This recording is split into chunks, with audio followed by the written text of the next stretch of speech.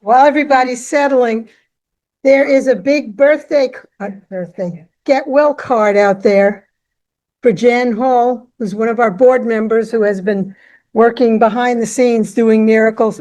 Peg over there is showing you. Please, everybody sign it. I'm wishing her best. She's in rehab right now. She was in the hospital and don't get sick. Right. Don't get sick. The other thing is there are copies of this magazine, Citrus Life magazine, and there are 2 articles in it that, I wrote them. One of them is about one of the loves of my life, Lou the hippopotamus. And the other one, where did she go? There she is. This one is titled, A Voice for Nature, One Woman's Quest to Protect Citrus County. Meet Maxine Connor.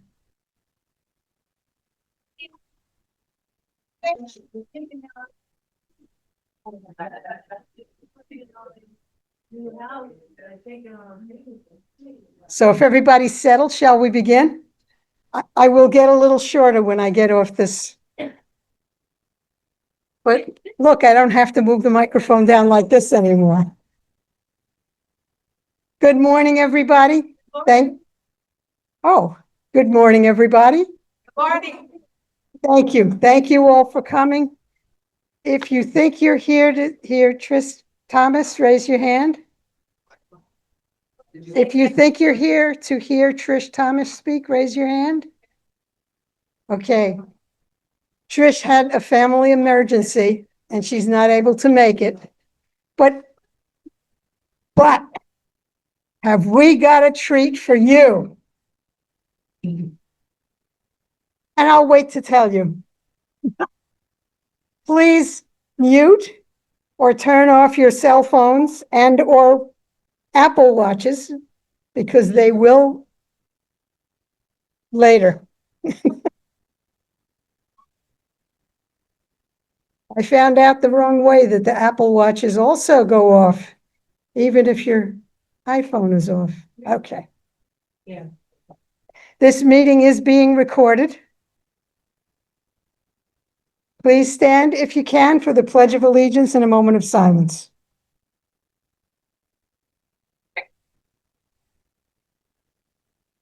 I pledge allegiance to the flag of the United States of America and to the republic for which it stands, one nation, under God, indivisible, with liberty and justice for all. On your seat, you should have found one of these handy-dandy reminders. I love doing this. How many of you have already registered for the luncheon in December? Okay, how many of you want to register for luncheon in December? Well, you see that lovely lady back there, Deborah? If you want to register while you're here, she will assist you in registering for the luncheon, which is going to feature not 1, but 2 amazing people in this county. We're going to have both Dave Vincent and Scott Hebert speak. And we'll be over at Glory Days. And the food is good. We're going to have a good time. Buy lots of what? Yes, 50 tickets. Good. All right, everybody. Our speaker today is our first Vice President, Rosemary Nilles. See, you're getting all those applause and you haven't said a word yet. I have an introduction for her, but I'm not going to read the whole thing to you because it's just too long with all the things that she's done. She's a retired special education teacher. Yay! So am I. Administrator and consultant, originally from Pennsylvania, and she doesn't like to be called a snowbird, but she does go back and forth. She is a passionate volunteer. Yep. She serves as the education chair for our league. She is also part of the League of Women Voters statewide education action team. Rosemary is the kind of person that if you need something done, you give it to her and it gets done. And yes, because she does not know how to stop herself. She's also a member of the Florida's Gun Violence Prevention Action Team, and she's passionate about safe firearm storage. Recently, the Florida League needed somebody to take over the Florida Speakers Bureau. Oh, she said, I'll do it. And then she became the co-chair. And I said, co-chair, that means somebody else is going to work with you. She said, yes. The presentation, before I get to that, these are the things she does in her spare time. Bicycling. Wanda, where are you? Yeah. Golfing, local performances. We were just talking about the Arts Center. If you haven't gone to Blame It on the Movies, it's fantastic. And she likes to laugh with her husband and friends. The presentation that she's going to do today is one that she has written and rewritten and rewritten because she keeps going at it until she gets it so that it's perfect. And it's titled, Say No to Mid-Decade Redistricting. And if you don't know what redistricting is, you will by the time she's done. And if you do know, you're going to have more details that are going to help you be a more informed citizen. Turn this on so you have control. Here she is, Rosemary Nilles. Well, thank you. That was a great introduction. You don't need that. I don't need it. I always thought I was short until I met Vicky. No, it's a compliment. We are short. We are short. So, yeah, what Vicky forgot to say, or did know to say, but I have a very patient husband. So today we're going to talk, thank you for that lovely introduction. We're going to talk about mid-decade redistricting, and that's the term we use because we don't like mid-cycle because we want to be clear and transparent in our words. So you know that Florida is one of many states that is interested or hoping to redistrict in the middle of the decade. It's normally done every 10 years, so what's going on? But first, let's talk about who we are, what we do. How do I make it?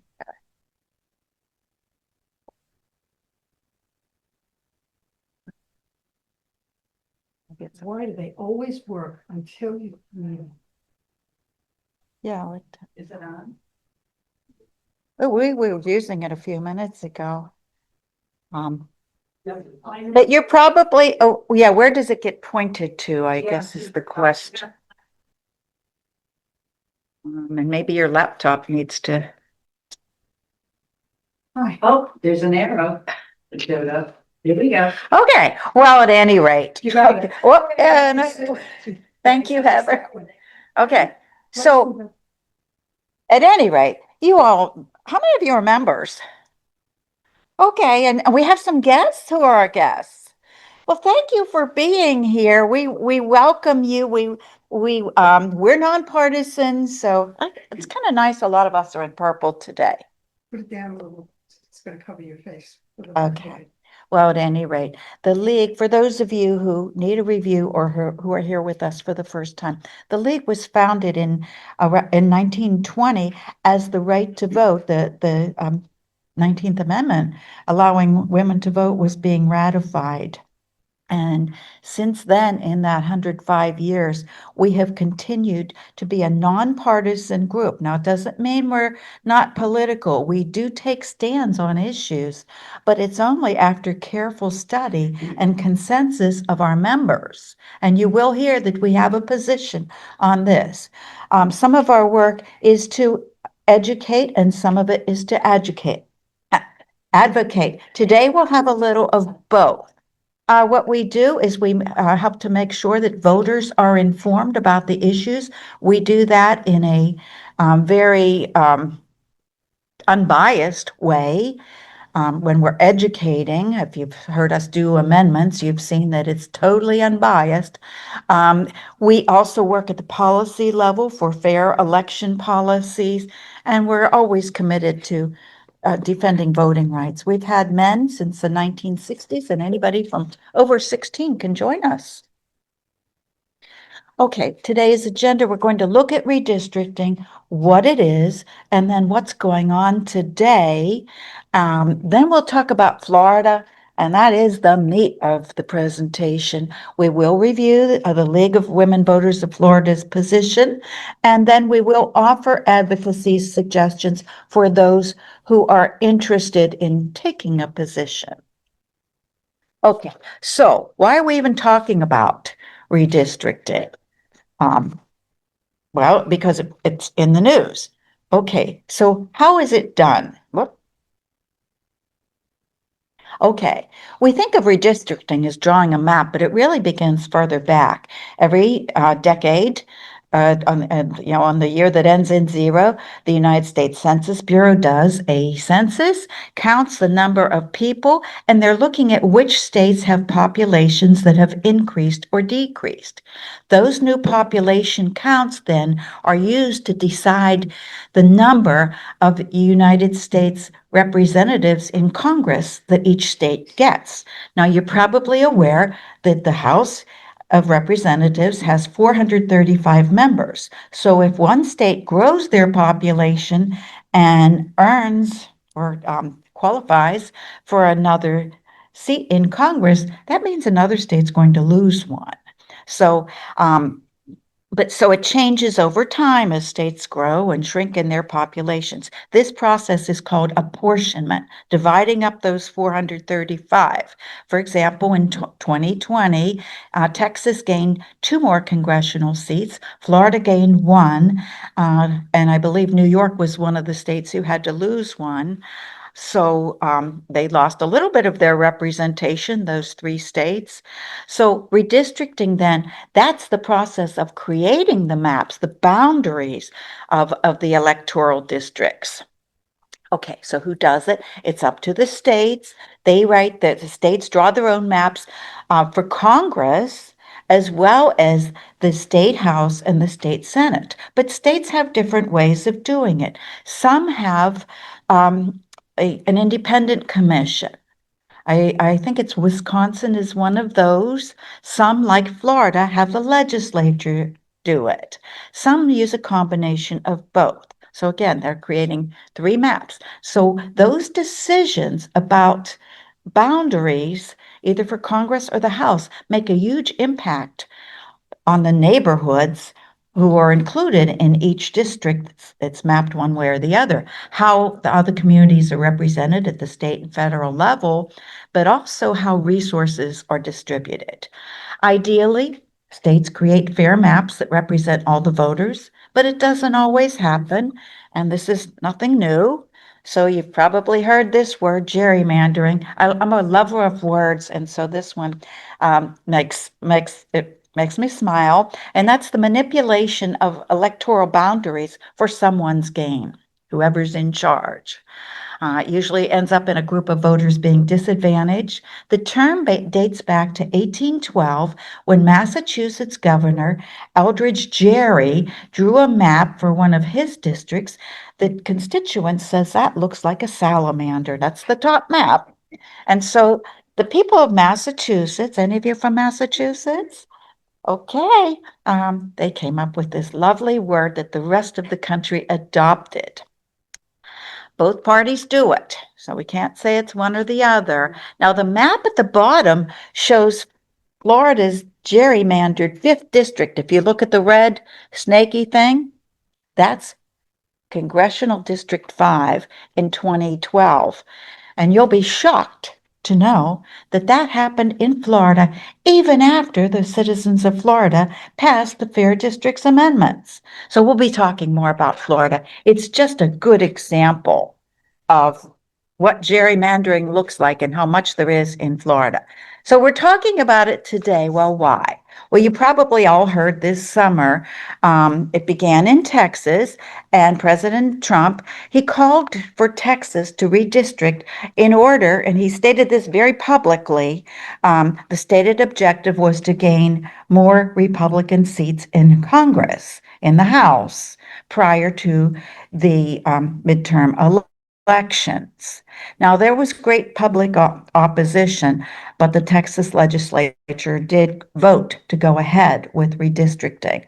So that movement then spread to California, who said, okay, if Texas can do it, then we should do it too. They had an election to change their constitutional procedures, and surprisingly for many, they won. That process, that proposal won. So now California will be redistricting. North Carolina already just did it. About a week ago, they eliminated a congressional seat that had typically had a large Black constituency. They changed it around. That particular area had always elected a Democrat. So we'll see what happens. Other states, Ohio, Missouri, New Jersey, Nebraska, Maryland. We understand that Utah, that's the news. Utah was in the middle of doing it, and a judge said,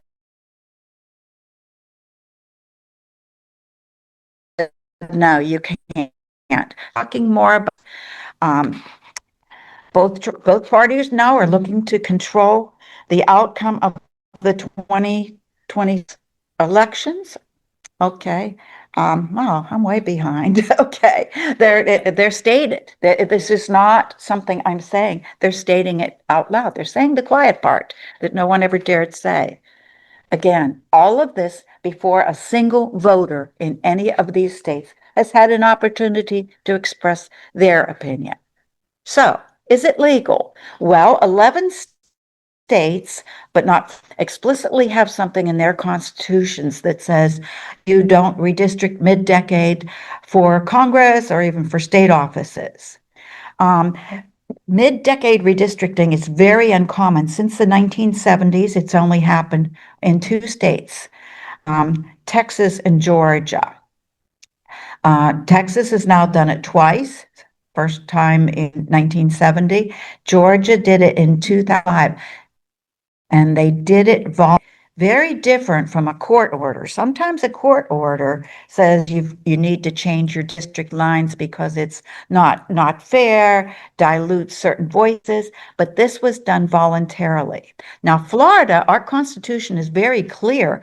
You can read that language. Second year following each decennial census. So that means 2012, 2022, 2032.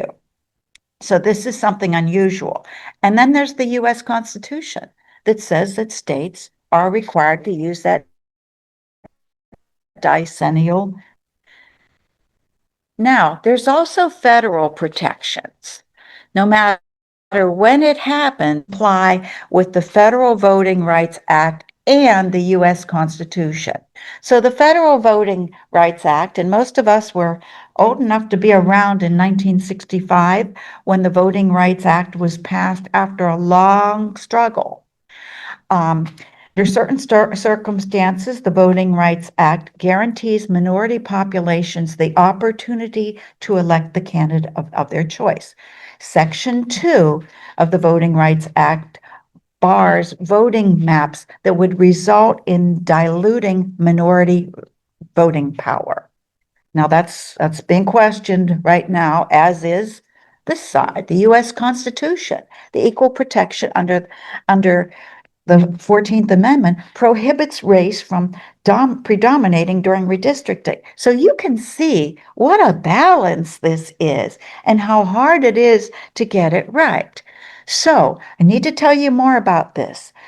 It's the Supreme Court is now looking at it because Louisiana has appealed. What happens? It goes back to the 2020 census. In 2021, the state of Louisiana drew a map that a lot of people objected to. And the people who were unhappy with that map pointed out that it dilutes the voting power of minority groups. So The courts then threw out that map and drew another one that had two minority districts. Okay, so now Louisiana has a map with two minority districts, and that was done by a coalition of minorities and Black voters. However, then a group of white voters challenged that new configuration, claiming it was an unconstitutional racial gerrymander.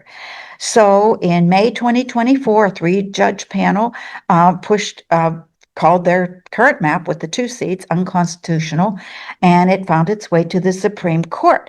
They had their first hearings in March, but then this summer they said, we're going to hear it again, and we're going to look at that 14th Amendment. So they had their hearings October 15th, and at that time, people who were watching it on TV or listening felt that those justices might be leaning towards diluting the Voting Rights Act. So we don't know what's going to happen, but Louisiana has asked for a quick ruling because the midterms are coming up, and you all know they're rolling on fast. So Governor DeSantis did make a statement about that as the hearings were going on, and I'll tell you that later. Okay, so what does the league say about mid-decade redistricting? Okay, Selena Stewart is our national president. She is an attorney, and I wish that this statement could be on a video that I could play, but it's an important statement, so I'm going to read it to you. I beg your forgiveness. The League of Women Voters does not support a tit-for-tat approach to redistricting. State legislatures redrawing their maps mid-cycle reflects political gamesmanship that erodes public trust in our democracy. Redistricting must be fair, transparent, and rooted in the voices of voters, not partisan retaliation.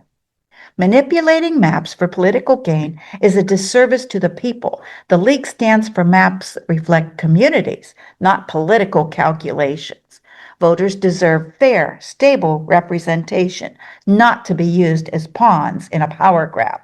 When politicians rewrite the rules mid-game to protect their control, democracy loses.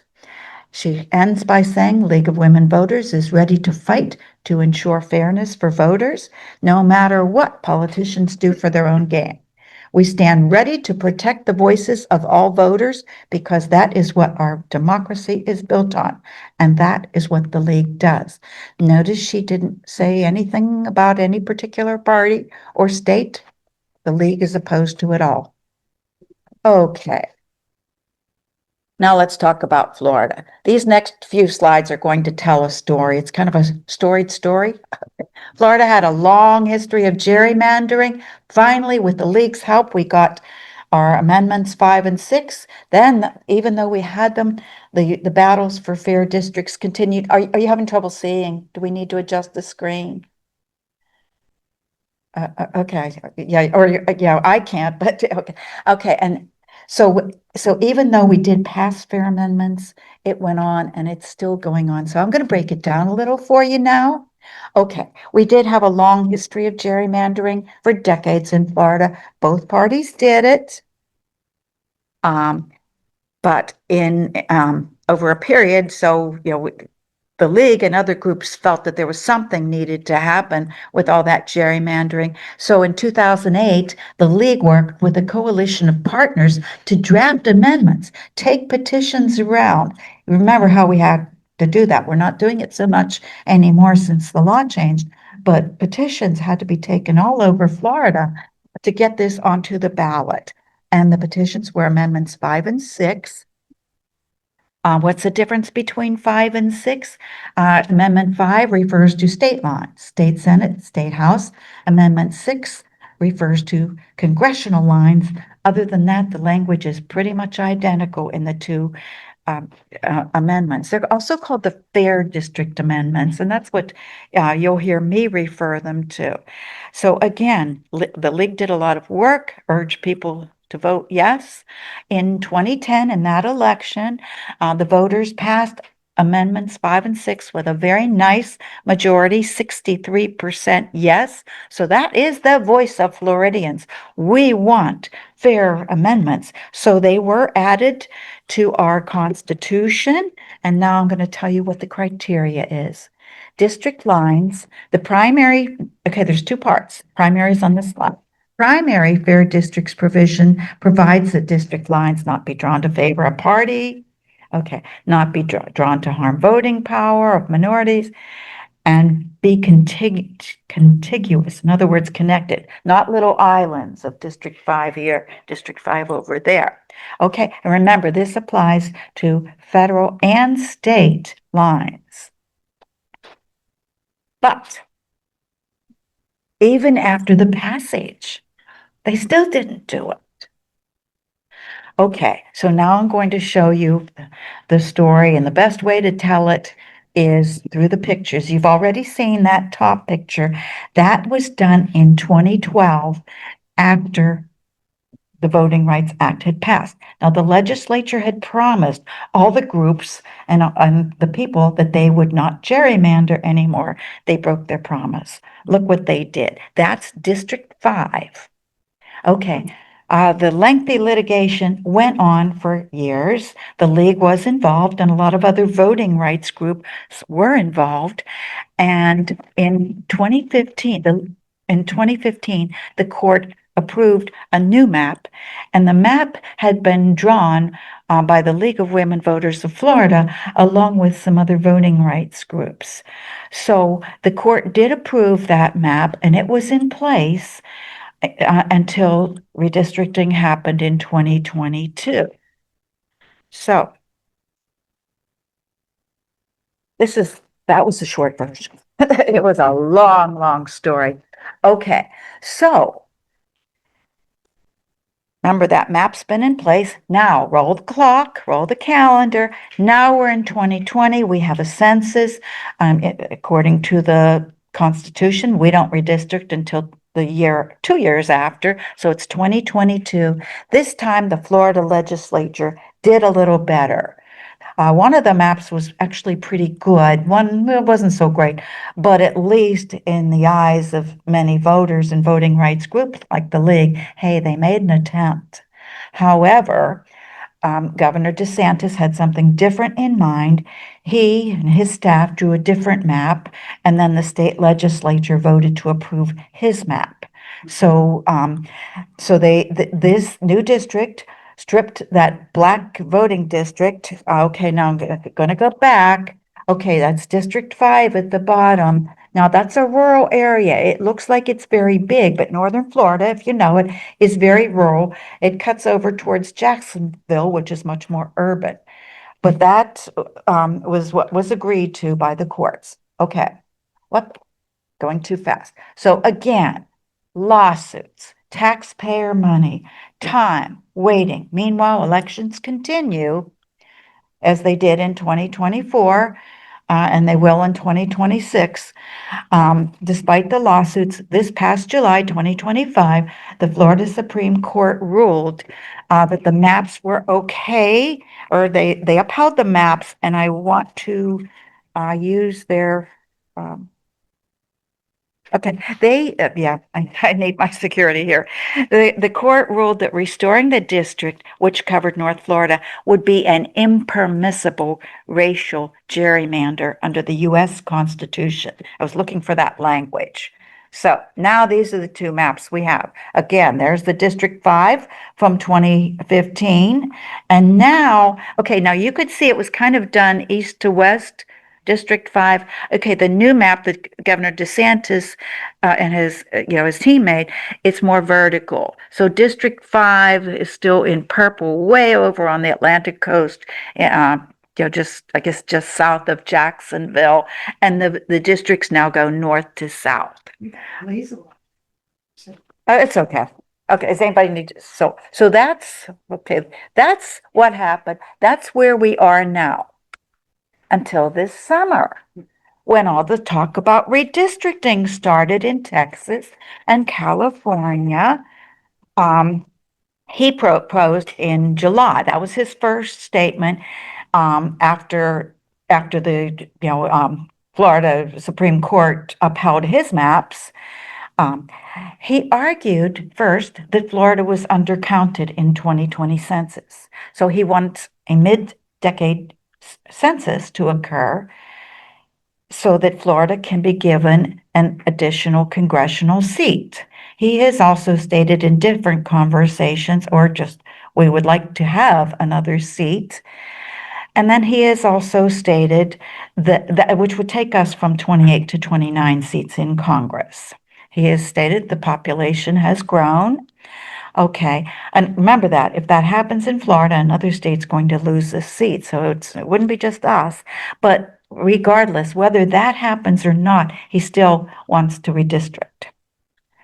Now, State House Speaker Daniel Perez, in early September, look, we're October, November, over 2 months away, he appointed a committee. I'll show you the names on the next slide. And that was announced September 8th. There have been no public hearings, no draft maps, no Senate committee to match the House committee. So it's a little bit of a mystery where we are. However, people have made statements. So, and I referred to Governor DeSantis' statement after the Supreme Court started hearing the Louisiana case. This is what he said on X. This is a quote. As the Supreme Court's term kicks off, the question of whether it is unconstitutional to racially gerrymander congressional districts will be decided. If the court rules that that racial gerrymandering violates the Constitution, that would have implications for mid-decade redistricting in a number of states, including Florida.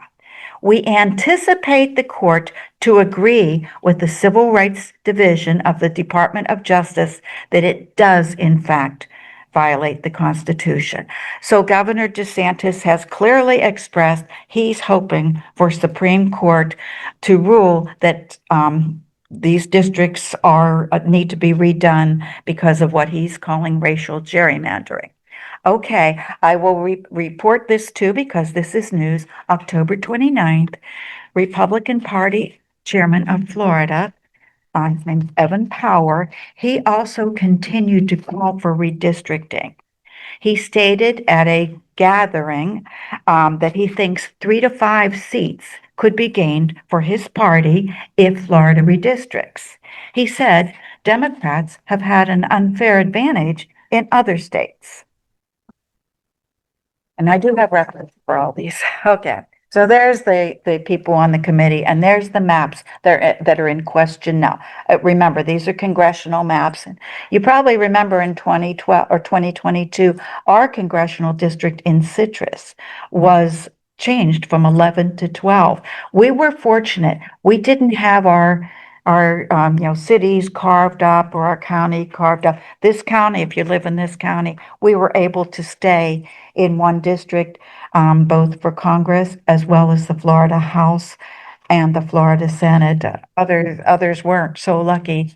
But remember that the Florida Constitution wants to preserve those things.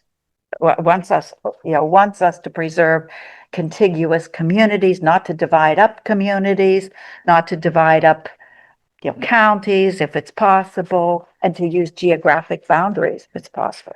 Okay, so what does the league say? Well, as you can imagine, the league has plenty to say. Okay. Long before any of this came up, the league has had a position. We've been around for 105 years. So we've had a position on redistricting long before mid-decade came up. Okay, independent commissions given the responsibility of drawing maps. Leave partisan politics out of it. Gather a group of learned people who don't have an axe to grind. Minority representation, that our maps are drawn to ensure the effective representation for racial and also linguistic minority groups. Community integrity, keeping communities of interest together. Example, we wouldn't want a line going through Crystal River or Inverness or, Ocala, dividing certain communities into different parts. Transparency, public input, open, include citizen participation. So far, there hasn't been any. And rejection of political motives that would consider partisan affiliation, protecting an incumbent, or maybe where a particular candidate lives. Okay, now here's our president of League of Women Voters of Florida. She is, well, most of us in this room are about double her age, but I want to tell you, her name is Jessica Lowe Minor. She's been involved with the League for years, and I'll let you read what she said.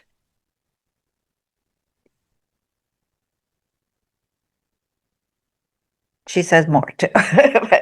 Okay, so she's going back to the Constitution, and she also added the mid-decade redistricting talk seems to be less about population shifts and more about political advantage. She says, quote, "We think it's very clear that this is a power grab, and this is something our state constitution expressly forbids." She also said this: "We've never had a mid-cycle census. That would require a huge national effort and cost.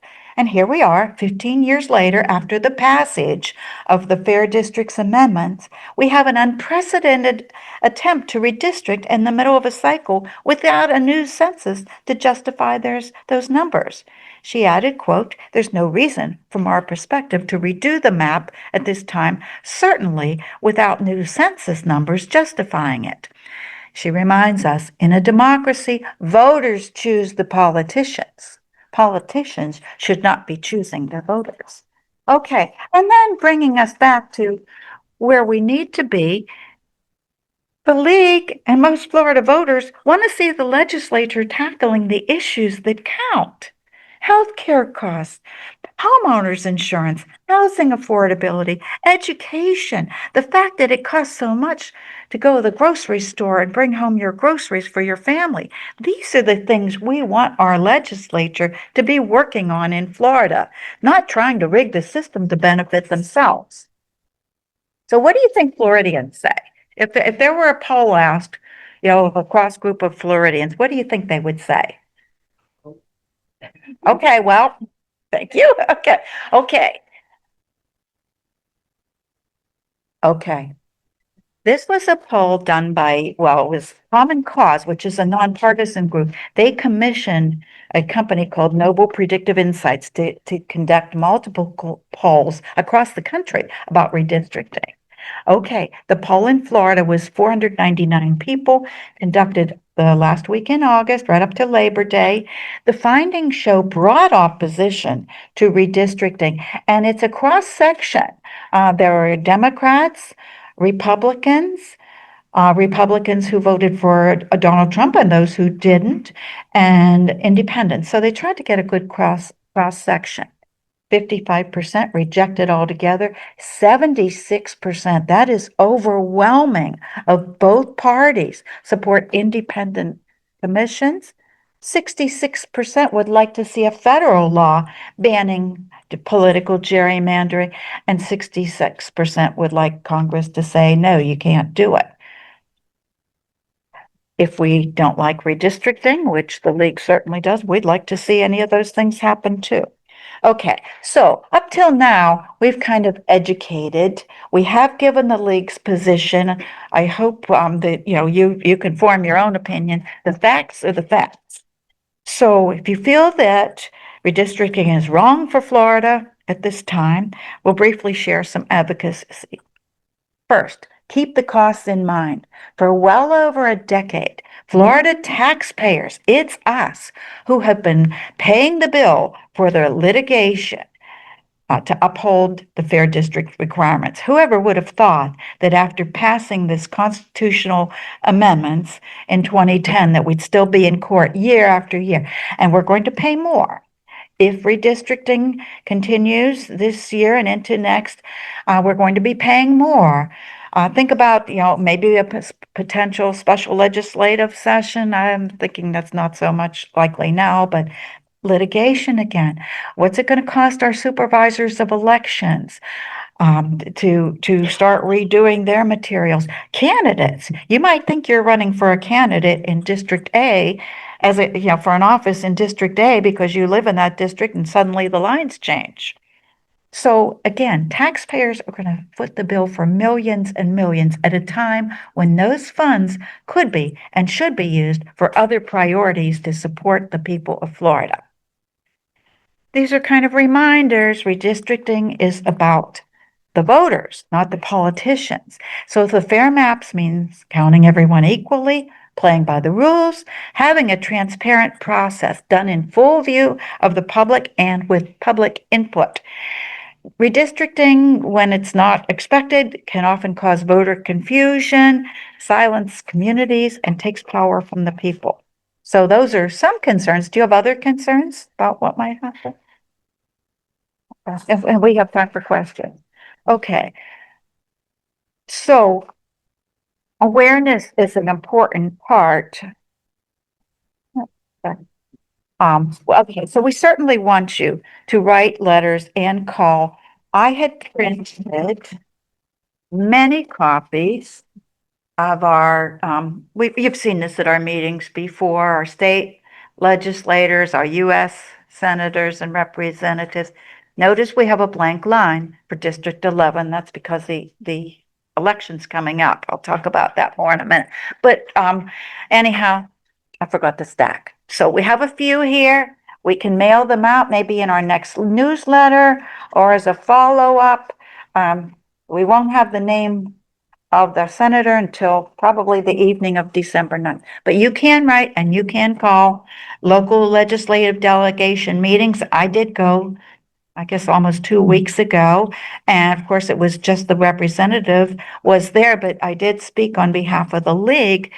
Please don't do this, and please don't do the mid-decade redistricting. Concentrate on the things that matter to Florida voters, and also a few other league asks about financial support for supervisors of election, and let's not do anything to make voting harder. Okay, share the information, stay engaged.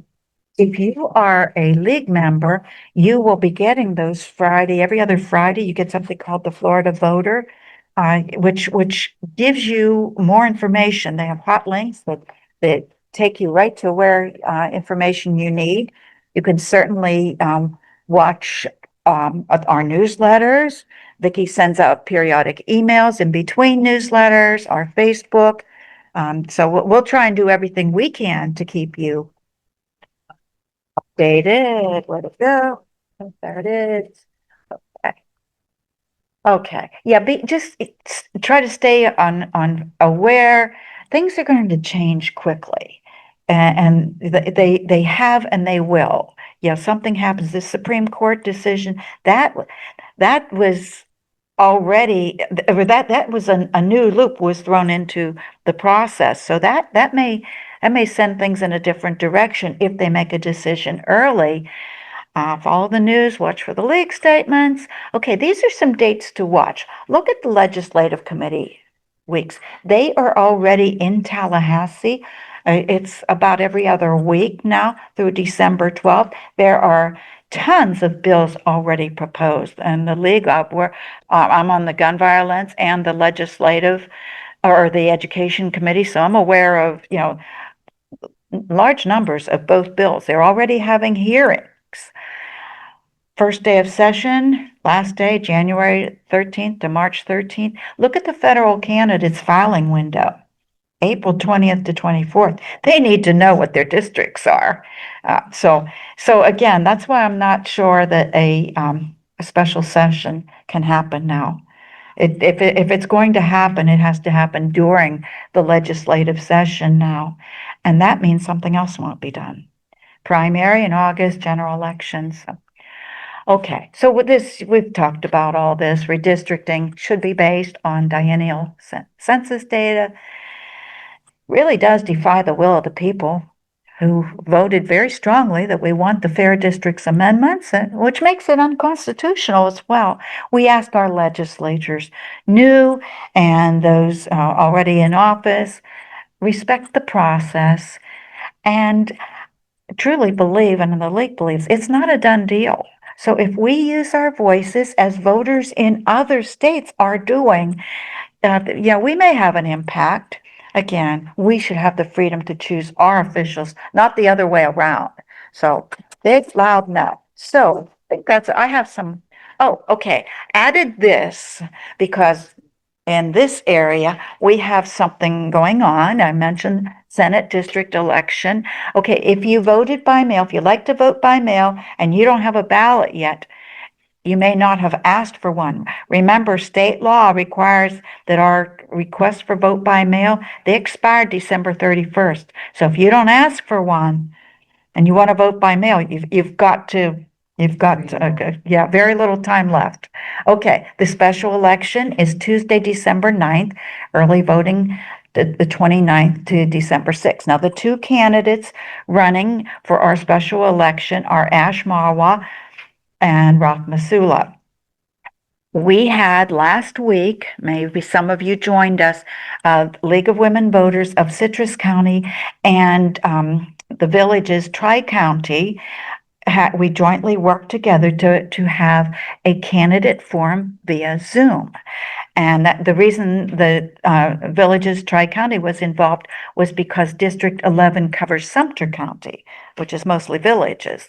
So at any rate, we did have a wonderful, we didn't have a lot of people, maybe as many as in this room, but Vicki recorded it.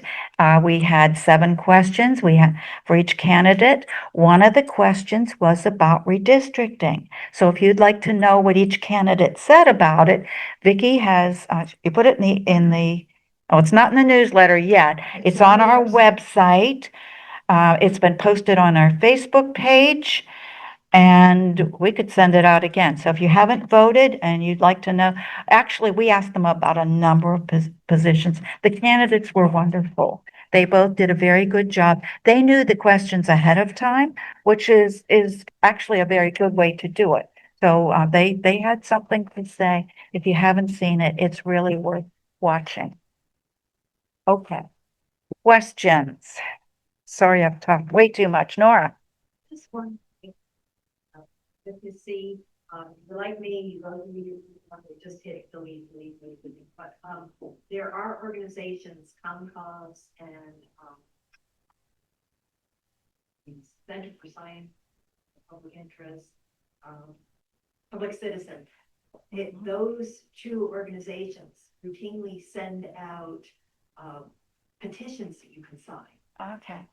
And I would say, please take the time, if you don't, if you can't find the time to call your senator or write, your congressperson and write a letter or write an email, please just sign the petitions that you get that express your opinion about redistricting, because everything we do will make a difference. I think last Tuesday proved that every little thing you do will make a difference. Thank you, Nora, and agree. I think from what I've learned, and I've been to Tallahassee a couple times, hoping to go this January to meet with the legislators as a league member. That would be my first time as a league member, but hoping that I will see who can go. But at any rate, the most powerful is the in-person, of course, and the phone call. And then a personal email. And so I do those petitions too, although during the session, I'll write my own emails and, just address each one and just change it, new name, same email. But when I do those petitions, I try and, there's usually a message with it, try and change it up just enough that they don't, it's not the same old that everybody else wrote, but anything you can do is worth doing, because we have so many important issues in Florida. So that's, any other questions? Oh, okay. Well, okay, I fixed your name already. Yeah, okay. Kind of curious how let's say state and independent commission is going to,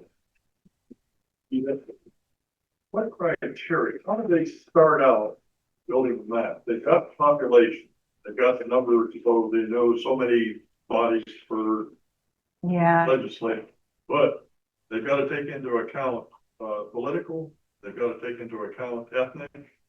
How in the world do they ever software? That's I was watching the last time they did it, and that's what I learned.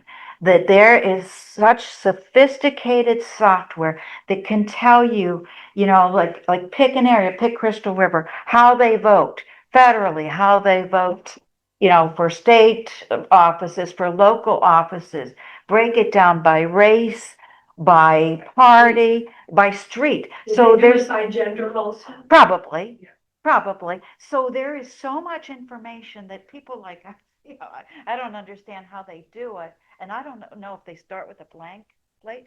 Honestly, I don't, because, we have certain guidelines that we're supposed to adhere to. They may or may not, but it's a really good question. But I remember, Wanda, I worked on Wisconsin gerrymandering. And, they actually have these sophisticated computers, like she said, and they can just say, want, Republican voters in this area, and they'll pick all of them, and they'll just show them on the map, and they just say, they maneuver that, and so then that's your district. And there's packing in and packing out. There's two different ways you can put all of the Republicans together, so you're going to get a Republican there, and then you have the other party. Usually it's red and blue, but and in Wisconsin it's less minority, because although they still do that down in our Milwaukee district, it's really black, and so they try to split up the black voters and have them in 3 districts, so they don't have one good district. So they use computers, and they just say, this is what we want. It shows it, and then they try to make it look a little better by coming a little closer to what it should be. yeah, But it's just a computerized nightmare, but it's good. It works for gerrymandering. yeah, no, But it has happened everywhere. Wisconsin's solution, Iowa is really that Wisconsin doesn't have a good external commission yet. Okay. Iowa is really the best, I think, in the nation. We're having external people doing it. They aren't letting any of the legislatures do it, because legislatures change from red Right. to blah, blah, blah. yeah, And what happened in Wisconsin, we were the worst gerrymandered in the whole nation, and went to the Supreme Court, National Supreme Court. And the National Supreme Court said, yes, this is the worst in the nation, but that's a state issue. They won't rule on it. They said it was the worst, but they wouldn't change it. So, we've done everything, and we finally ended up, because it goes in our state, and I don't know if it is in Florida, the legislature proposes, and then it goes to the governor. If he vetoes it, then it goes to the Supreme Court of Wisconsin to decide what the map's going to be. And so while we had very conservative people on the court for years, it just went all red. We couldn't elect anybody in our Congresses. So the Congresses are all super red. But if a vote goes over the state, you can get elected. So we have a Democratic governor, and we can go. And the last 2 times, we've elected liberal Supreme Court justices. So now when it goes to the Supreme Court, this last they modified that, but it only lasts until the next redistricting. We don't have to think right now. Yeah. oh, wow, yeah, that's amazing. I think Dot had her hand up first, and then. Linda, I don't know if you're aware of this, but somebody actually at a league meeting just last December told me about this app on the iPhone. Maybe it's on Android too, called 5 Calls. Yes. So if you're not aware of that, it's just called 5, the number 5 Calls, and you put in your zip code, and it tells you who your representatives are for all these issues out there. It gives you scripts if you want to use it. I don't really use a script, but it's so helpful when you're interested in something, and it just brings up in your face who you should contact. All you do is hit the button and it calls them.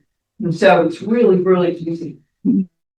Thank you, Heather. I wanted to share up there reflection. Now we have AI doing so many things, that they can use AI to make it fair. They can also use AI to target those. So it'll be interesting to see now what comes out. Last week I was playing around with it, and I am from a tech world. I live tech. I teach B school, but I'm anti-AI. But last week I was like, hey, create the bylaws for this. And I put in like 5 things. It created a 37-page document for me in 8 seconds. My daughter was showing me this app and she's like, Mom, it creates songs for you. She went, what do you want me to make a song about? I'm like, traffic jam. Within 5 seconds, we had 6 different songs with different beats, lyrics, singing, everything for AI. I did something with a map of Citrus County for my little Daisy Girl Scouts. Within 2 seconds, literally, it had the whole map, major historical landmarks marked for me, kid friendly, because I said for kindergartners. It did it for me. So when we're talking about all these redistricting and all that, the information is already there.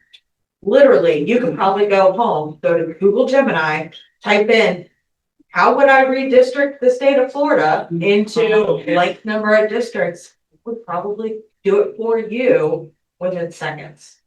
And Wow. So it's all. kind of a weird world that we live in Yes. now, and it's, okay, do we fear it? Do we embrace it? Put it, if people used it as a tool for fairness, it can take all these political lines and minorities and everything out of the mix and just go purely based on data. And who creates the Population. Yeah, yeah. Yep. But when you They're think using about, voting data for this project. but when you think about, let's say, if it pulled from all Google data, Google's been around for over 20 years. It's pulling from everything, which is much more than anybody in this room or any of our legislators would be able to pull from at that time. Wow. Wow. Thank you, thank you. The 435. How do you, that's in the Constitution, right? 435 Yeah. in the House. How do you allow for new people coming in, new voters, new residents, new citizens? If that's a locked in where it's one state loses and one state gains, to me, that's not fair. Yeah. Yeah, What, I right. mean, Yeah. population decreases and increases. So how does the 435 stay in place? It's actually part of the Constitution and it got too big that they limited the number of seats. Right. And that's why they spread them around now whenever they want to. Well, and it's really the right thing to do because you should have one person representing a group and not a big group here and one representative here. So Right. that's why they do it every 10 years. And to keep it, like he says, without having more than 430, otherwise that's just too Yeah. many people. Yeah. Yeah. No, I mean, when the legislature started, there was only Right. 50 Yeah. and But, less yeah. population, but and they, I don't know when they did the 435. What year was that? Yeah. Years now. Yeah.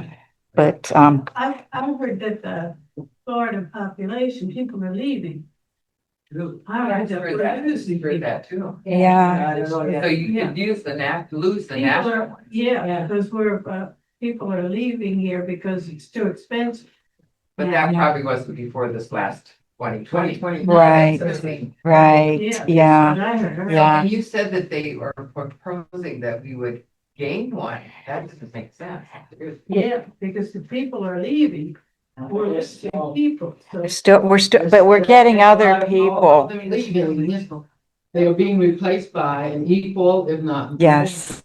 People coming, they're still coming, 1,200 of them. Yep. Right. Oh, yeah.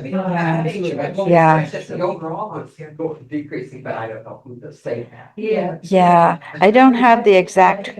Yeah. There's still a lot coming in. Going to Georgia and Tennessee. Yeah, And, that's well. Okay. North Carolina. Nice of stuff. Kept track of the numbers, so the pluses and the minuses. Oh, I'm sure there's someone, probably the supervisors of elections would, if people register, the supervisors are going to have, that data, but yeah.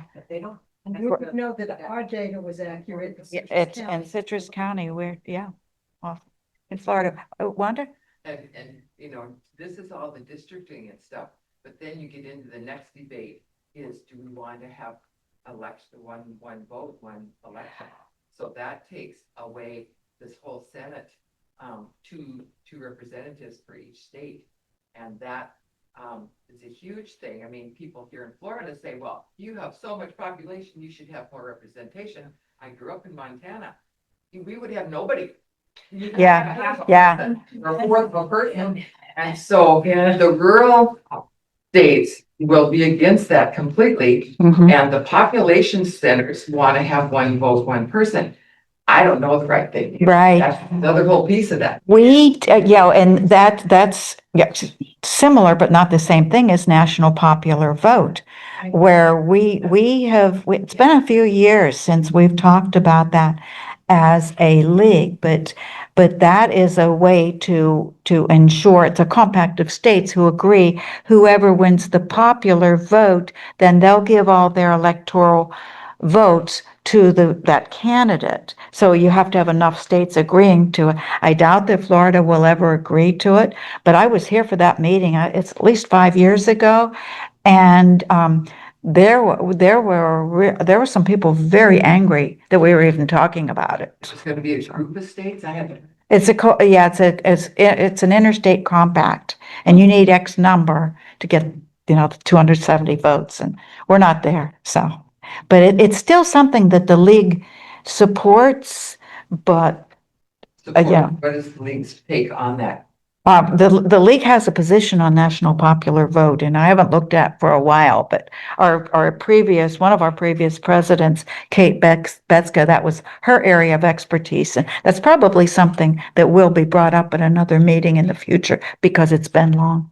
What she was for on it. Yes. The league supports national popular vote, definitely. Yes. Oh, there's things against that too. Yeah. Well, You're a populated state, so yes, in Florida, but we have the League of Women Voters in Montana too. And the underpopulated states then just don't get any say. right. And you know what? The League of Florida, I know, supports it, and I believe it was brought to the National League, who, yeah, they may not. League of Florida definitely does. So, all right. There was a speakers bureau. Yeah, right. Yeah, we did have it, so, and we need to revive that one. This has been a great conversation. I hope I've got you guys thinking about, what, thank you. Thank you. Oh, thank you. Before I sit down, okay, if you've ever picked up our school choice brochures, we've had them for a couple of years. They've been revised, a revision just a few weeks ago. So the outside looks the same, but the inside is different. So if you have one, if you think you have one, I brought some today. We'll bring them every meeting. Okay? This is from the education.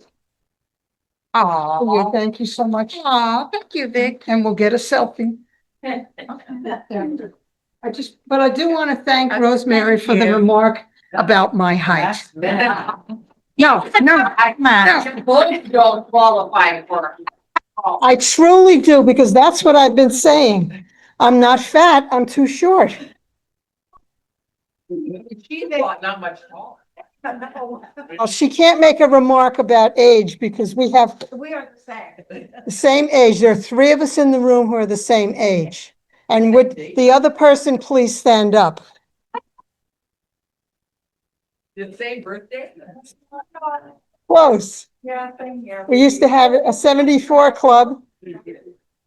Now we have a 75 club. Well, that was great, wasn't it? Now you know everything you need to know. Yes, Dick. You're so tall that you're cutting off part of the screen. You should have told me to just move out of the way. I was a kid, they'd say, just get your big head out of the way.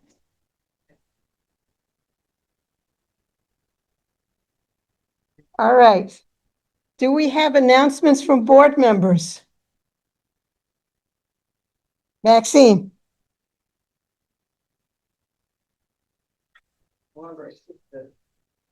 Takes me to get up. Let's see, do you need this? No, you don't need that. Okay. Thank you, I appreciate that. Okay, a few things, as Natural Resources Chair, I've been working on in the county lately. The sand mine was in the paper the other day. They did an excavation and filled with water, so keeping an eye on that. The situation is, that, part of that property that sand mine has been taken by eminent domain by FDOT. They are examining the rest of the property, and that's kind of all we know. We are keeping an eye on it. Are they supposed to there's be a- digging? Oh, Did they have permission to dig? That's what I wondered when I heard that. we, Paper, if there was. we don't consent, know. because that's Yeah. non-permitted. There's a lot we don't know about it. We're keeping an eye on it. There is a sand mine, there is a group opposed to it, and they are documenting everything and talking with the agencies about it and voicing their concern about it and their opposition to it. So we're following it. Fertilizer ordinances, I'm happy to announce Citrus County passed theirs. Ryan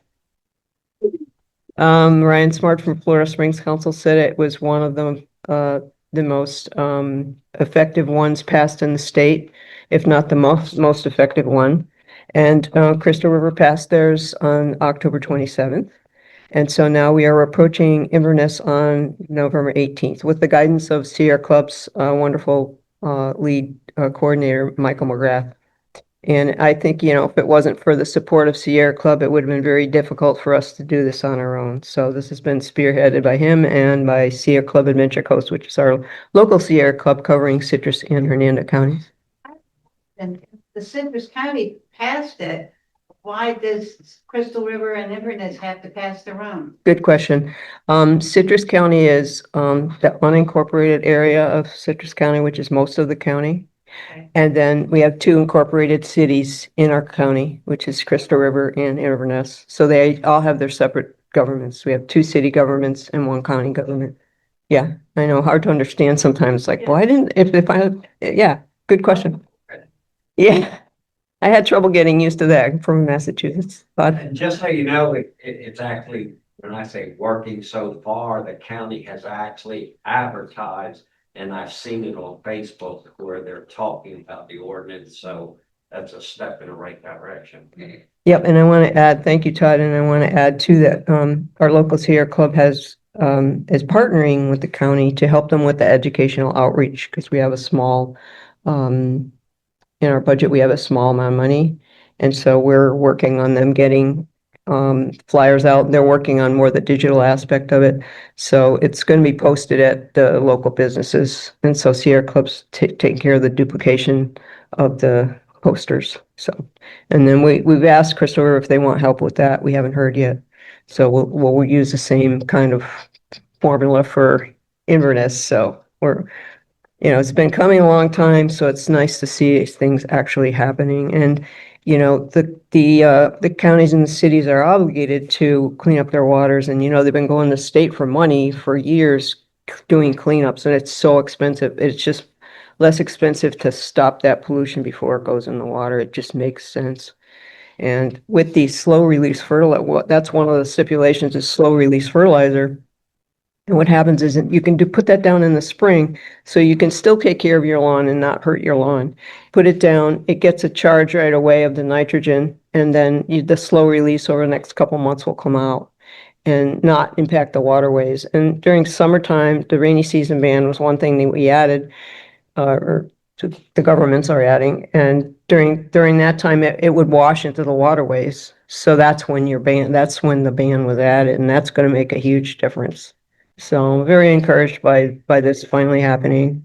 That sounds great. So really quickly, I don't want to take any more of your time. There's a hand up there. Yes. I'm sorry, can you speak a little louder? I can't hear you.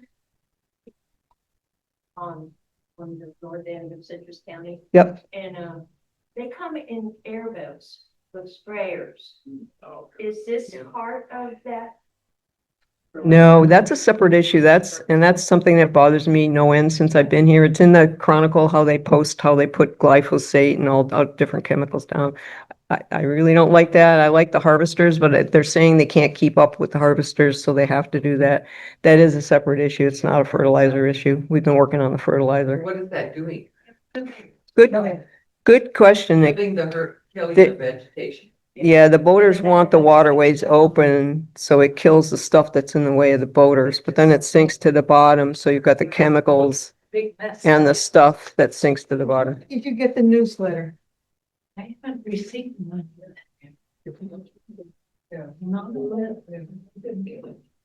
Well, see me and I'll make sure you're on. If you'd like to get the newsletter, Maxine usually has about 8 or 9 pages. Oh dear. I have trouble summarizing things, can't you tell? And that's keeping it short. And we have hot links so you can just click to go. So either you or somebody that you know that wants to know about it, let them know about that because you can get all the information you could ever Yeah, use. I put you right to the source. If you click on the link, go right to the source. So, really quickly, we had the citrus delegation meeting October 31st. So, I asked Florida Springs Council if I could speak for them and I'm on their board and Ryan said, please do. So his points were right on his website. He had things figured out for us. I spoke on Springs restoration funding. I advocated for SB 180, which was a bill they passed last year that was supposed to help people get permits quickly to rebuild after hurricanes. But unfortunately, there was a preemption clause added towards the end of the session before it got passed and stopped local governments from improving their comprehensive plans and their zoning. So we're all advocating now for the legislature to come back and take those things out that were bad. And then plastic regulations, we advocated for those as well. And so let me just make sure I didn't forget anything. Paradise RV Park, that's what I wanted to mention.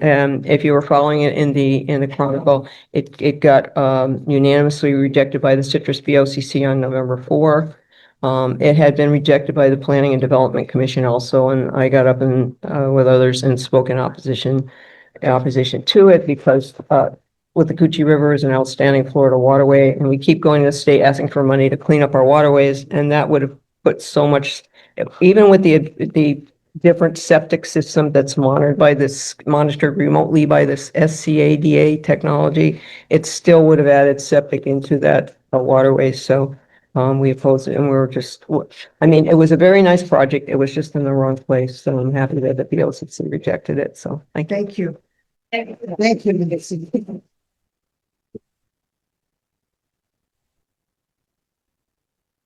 Anybody, any other board members? Okay, BJ? Wait a minute. Okay, BJ?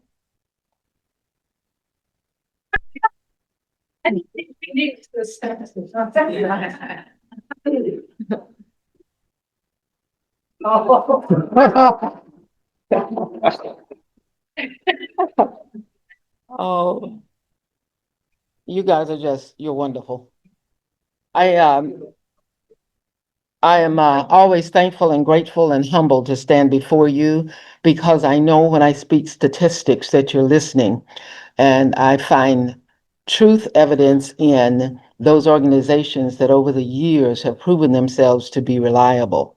So I am an advocate for AI, however, with caution, because it can give you all kinds of crazy stuff. And I won't mention my latest crazy. So I know it's out there. As a matter of fact, when you were talking about population, I was looking up right then how many people are still moving in and out of Florida on a regular basis. And it's still up to, it had been 1,200 a day, and now it's down to 1,100. However, an equal number of people are also leaving. So through attrition, it just balances out. But I do know they're building more houses. I wish some of them were affordable housing so people would want to stay and that we wouldn't run away our current citizenry. However, today, I just want to speak to you again because we do have an opioid overdose epidemic in Florida and every state in this nation. In doing so, though, I wanted to see where we were in terms of back then and right now. So according to the Florida Department of Health Bureau of Vital Statistics, Florida's unintentional and undetermined drug overdose deaths increased by 42% during the pandemic. Chill out for me a moment. From 5,019 deaths in 2019 to 7,137 deaths in 2020. one death is too many. This many is atrociously bad. In recent years, though, let me find one for 2025.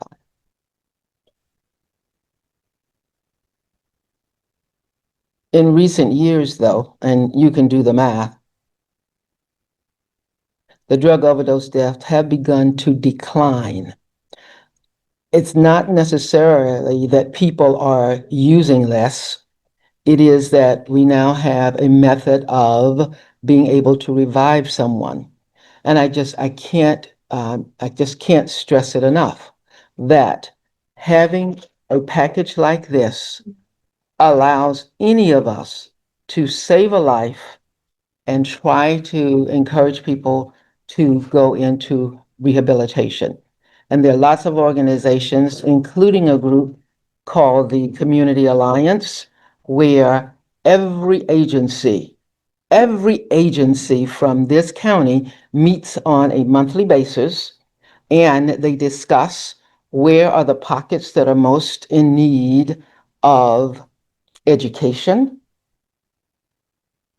opioid emergency rescue kits, and how many people actually do get to rehab.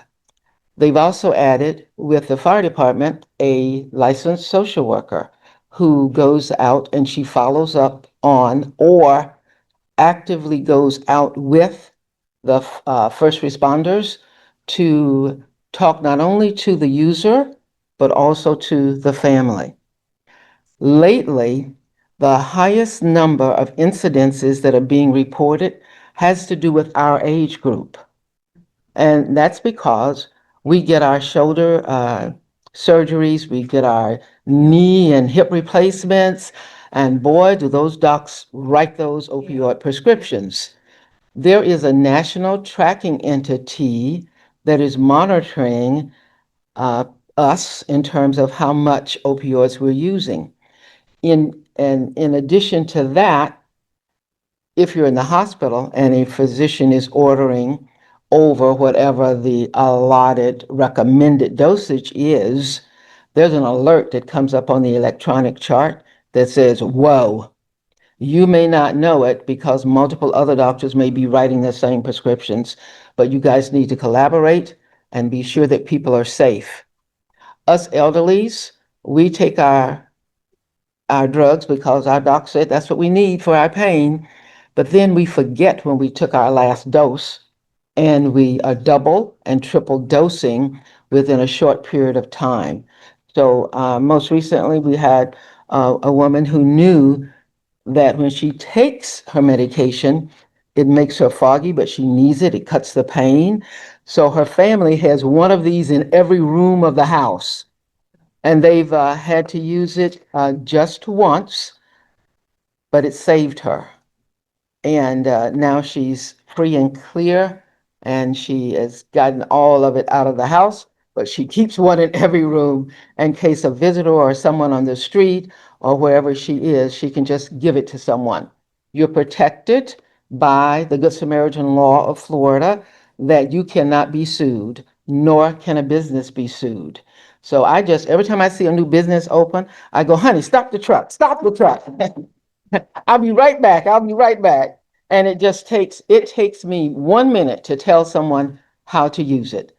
And what you do is you take one out of the box after you've called 911, and you don't know how long it's going to take first responders to get there.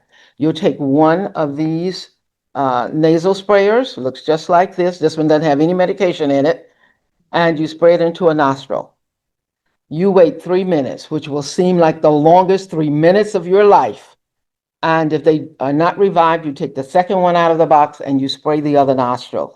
And you're thinking, oh my gosh, what do I do now? It's already been 6 minutes and nobody's here. That's why we package and we give 2 boxes at a time. You can get it free from the health department, but have Narcan, will travel. If you call me, I'll just come wherever you are. And on our monthly meetings, our administrator always says this: we have BJ, who gives out more drugs than the pregnant pause legally than anyone else. And I will continue to do that. And they allow it. So that's number one for today. And then this is the last. Each month at the African American Club of Citrus County, and if you don't know, it's open to all. Please come sometime because it is a very rambunctious group of more than 75 people who are very much interested in providing scholarships on an annual basis to high schoolers and even to adults who are going back for educational needs.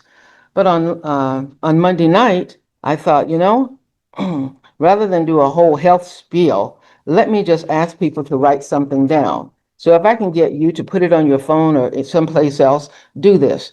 This is about the Federal Drug Administration, the FDA, and they put out a daily memo of what has been recalled, whether it's bicycles or kids' toys or foods or drugs.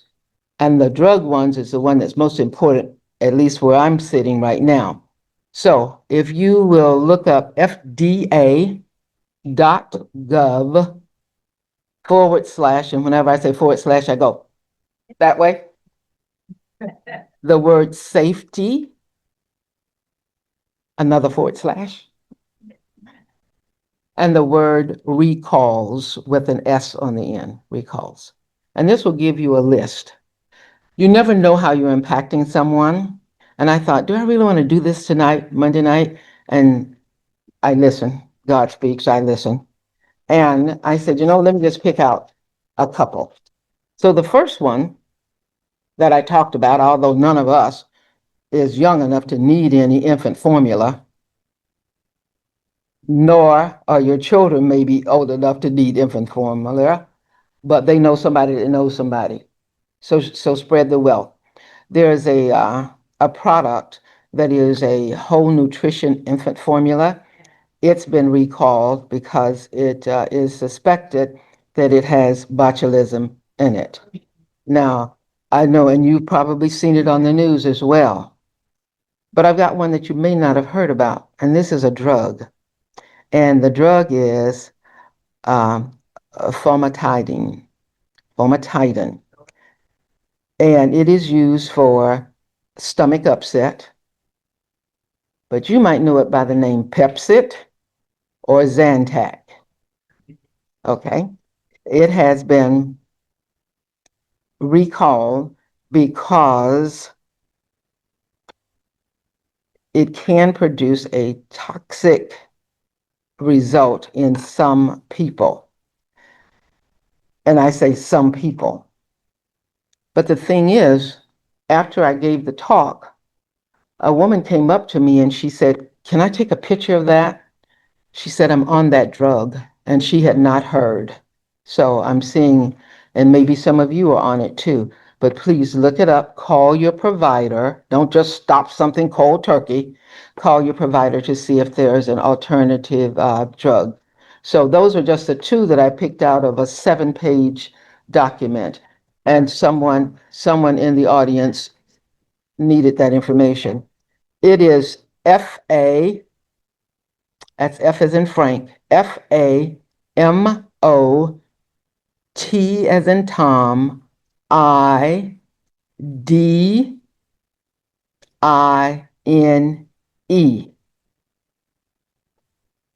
and better known as Pepcid, PEPCID, or Zantac.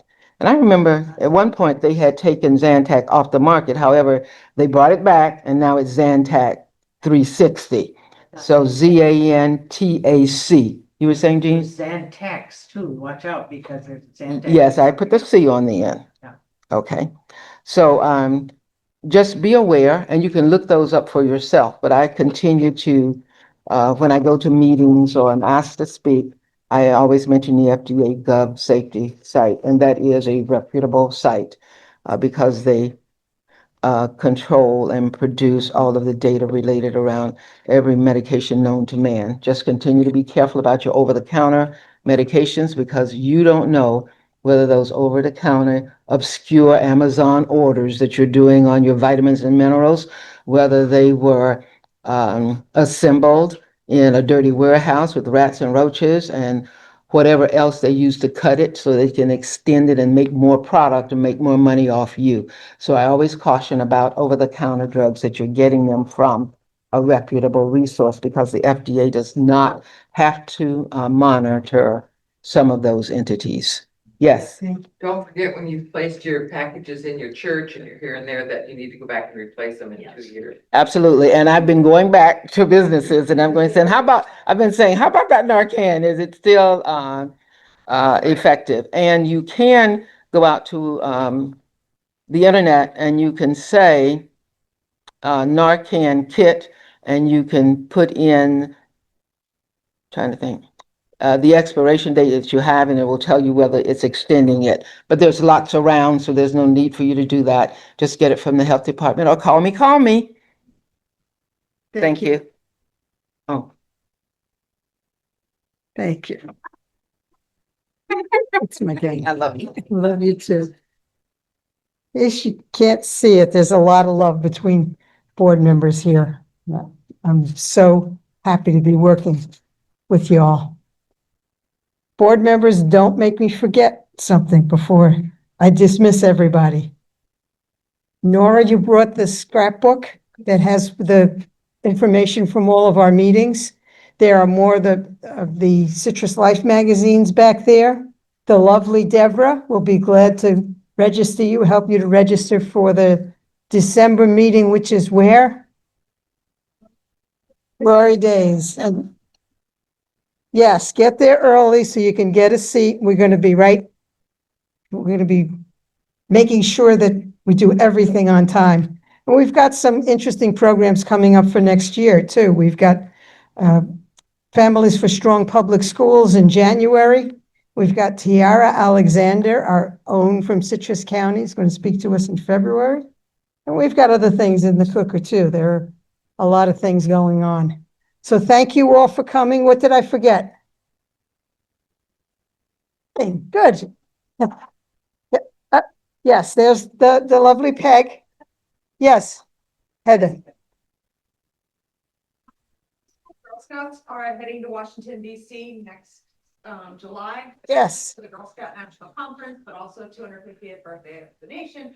And we plan to meet with some congressmen and senators and anybody else who's willing to meet with us. So if you have any topics that you think that the girls could address from their point of view, get them to me sometime between now and next July. Because they talked about the other day, we really want to meet with these people, but we also want to come with things to act with change. And how would they get them to you? Can you give us an email address? It's HM Heather Marie, and then my last name Wolferts, WOLFERTZ @Yahoo. If you have access to the school board emails, I'm Wolferts H at the school. @schools.org. But I will be here pretty much every month as well. I'm a member now, so so you have even more access to me, but that also gives you time to think, because I thought it was really awesome that my high school girls was like, yes, we want the opportunity to meet somebody, but we want it to be actionable, not just, yay, I met this person. So please give us ideas.